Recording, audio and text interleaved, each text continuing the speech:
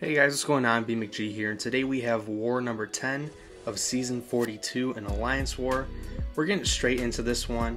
We're going up Path 1 in Section 1, and we're starting up against this Null. This Null is pretty much a joke with Wiccan because, well, you'll see in a second. Whenever Null tries to armor break us, we inflict him with Incinerates, and he just melts. So, yeah, he's just... he's going to be rinsed down the toilet once he launches the special 2. He's pretty much going to nuke himself. And yeah, you guys can just see he's melting away like butter. But yeah, I just wanted to highlight this war team because it's my 7-star rank 2 Wiccan, my 6-star rank 5 Hulkling, and my 6-star rank 5 future Ant-Man. So it was a fun team. Next up we have Shuri on the second node of Path 1.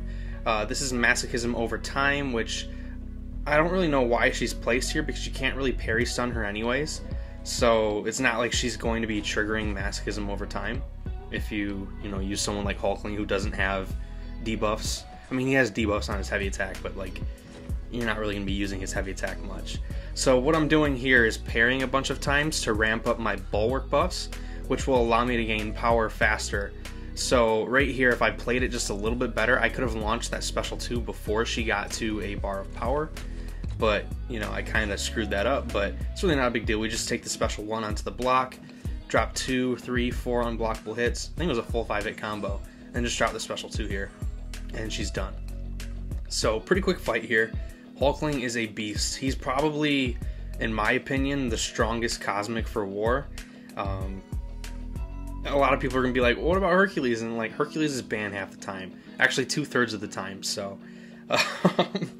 Hulkling's more available, so he gets some points for that, in my opinion. Next up, we have this Apocalypse here on Hazard Shift, Bleed, and Shock. Also Conflictor, and then Crumbling Armor. So Apocalypse here is a decent placement, but Hulkling's just going to destroy this guy. Our 200% boost that was plenty of overkill in the Shuri fight is what we're using for this fight. That's why I used it to begin with. So we are just going to be hitting Apocalypse only while he has that shock passive on him, or that shock timer, because that means when we hit him, we'll be inflicted with a shock debuff, but we're shock immune, so we won't get those. But we don't want to hit him while the bleed timer is active, because we could get bled, and then if they're running deep wounds, that would allow them to place longer debuffs on us, and it's just a bad time. So that was one special 2. Apocalypse has a lot of crit resistance, I believe, so none of my hits crit. And we didn't shoot back to another special 2, which I would have loved to do. We could have just, looped special attacks. But now we just wait out this bleed phase. I used that little light attack to try to get this dude to hold block, and it worked. And we just dropped the special 2 here, and he's done. So, 60-second fight for I think it's a rank 5 Apocalypse. I think that's what it was. Not too shabby. Next up, we're going up Path 7 in Section 2. Our first fight is Mantis. She is a tactic defender, so anytime we crit her, she gains a prowess. Anytime she purifies a debuff, she gains a prowess. But we're going to be using Future Ant-Man for this fight, and for each armor on us, we remove 1 prowess. So, right there we run into a heavy attack. But, pretty much for these tactic defenders, all you need is an attack or a tactic attacker, and it's pretty much handled. Right here, I'm just not playing my best. I got hit a couple of times, and it's normally not like me, but yeah, we're not even gonna bother going for special 1s here because she has a 50% tranquilize on us at all times, meaning the ability accuracy of our debuffs is reduced by 50%. So if I launch a special 1 and it does not place the disintegration debuff, I just wasted a bar of power when I could have just been looping special 2s. So that's the strategy here, is just to block bait heavy attacks, punish them, and not really deal with her special attacks, because her sleep passive that she puts on you after the special 1 timer, the encroaching sleep, it's pretty annoying. So we don't want to deal with that. And there we go, she's flushed down the toilet, Future Ant-Man OP. Next up, we are going for Sauron on the second part of Path 7. And this guy, this is decent placement. So there's second win unblockable and make a stand, so he has a massive protection on him unless you knock him down. Then it's put on cooldown for I think 15 seconds. So the whole game plan here for me in this fight is to knock him down with my special 1 and then try to line up a special 2 with the passive power detonation on him while the protection is down. So that's why I'm not going for heavy attacks and parrying him and knocking him down here. Just keep building my armors and baiting heavy attacks, staying aggressive. So right here I'm going to do a light ender, drop a special 1, and I was a little too slow getting to my special 2 here. Right there I meant to block, but I don't know what happened. But we've got 2 disintegration debuffs on him. Now we just need this power detonation to go down. It does. Then there's like 5 seconds left on that protection, but the first 2 hits of that special 2 just knock him out. So really solid fight there in my opinion. Next up we have Cersei on, I think this is node 47. This is a really good placement for her. There's one eye open, make a stand, inevitable power, and I can't remember the other one. It's either sadist or opportunist. I think it's opportunist. So she's kind of hard here, and this shows my inexperience with Wiccan just a little bit because I got a little scared using him in this fight. But right there I got a nice special 1 off with the neutralize. So we have the 8-second neutralize, but I kind of screwed up and we lose it. So right here we drop another special 1. I haven't used another spell since my neutralize, so we put another 8-second neutralize on her.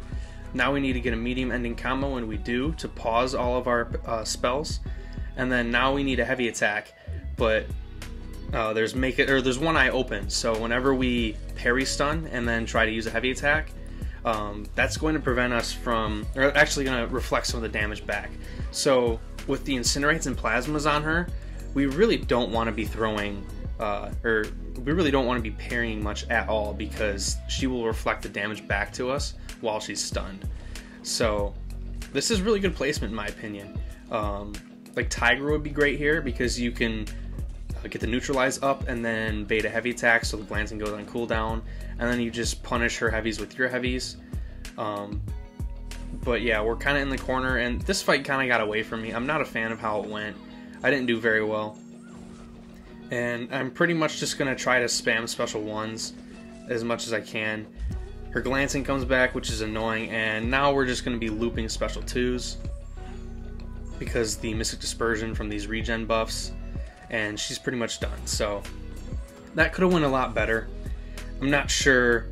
I mean, I know what I need to do better, but I'm not sure how it would have applied there. So next up we have Adam Warlock on node 51. This is Prowess Puncture, I believe is what the node is. Conflictor and Combat Deja Vu Prowess. I think those are the 3 nodes. We're using Hulkling here, and Hulkling is very good for this kind of stuff. So we parry light, medium, so we don't trigger the prowess from Combat Deja Vu Prowess. And then now we just build up 5 of our Pierce buffs, and then we drop the special 2. Does some really solid damage, even though only the last hit crit. Right there I thought I would still have my unblockable. We didn't. And if we did, we probably could have had a shot at closing that fight out with only 2 special 2s that quickly. But because it didn't, we just have to ramp to another special 2, which really is not that big of a deal. So we go in, do another medium, or light, medium, then a 5-hit combo into a special 2, and he's done. So Hulkling is really solid there, actually. Kind of shocked at how well he did there. But finishing off the war, we have a Gorr boss fight. This is a rank 5 6-star Gorr, and we're bringing 7-star rank 2 Wiccan to it. So this is a really fun fight. I really start feeling myself when I do this fight because I get that nice little intercept to start the fight. I get another intercept to pause that neutralize again, and we're pretty much in the golden spot. We just need to drop the special 1. He does. I activate my resistance up, and I punish the special 1, and I don't know what happened there. I was too slow. I don't know what happened, but I got parried. I got hit. Not a big deal. The special 2 here, Gorr is just melting. He's gone. Like, I pushed Gorr to his special 2, which normally you don't want to do on the boss node because there's Opportunist. He gains increased attack for each buff on him, so it could be a little spooky to eat that special 2 on the block, but holy crap. 36-second boss fight. So if you guys did enjoy this war video, let me know by hitting the like, comment, or like button. commenting down below, and subscribing. It's been a minute since I've done these war videos, or videos in general. It's been like a couple days, so sorry about the mistakes. So see you guys for the next video or stream. Peace out.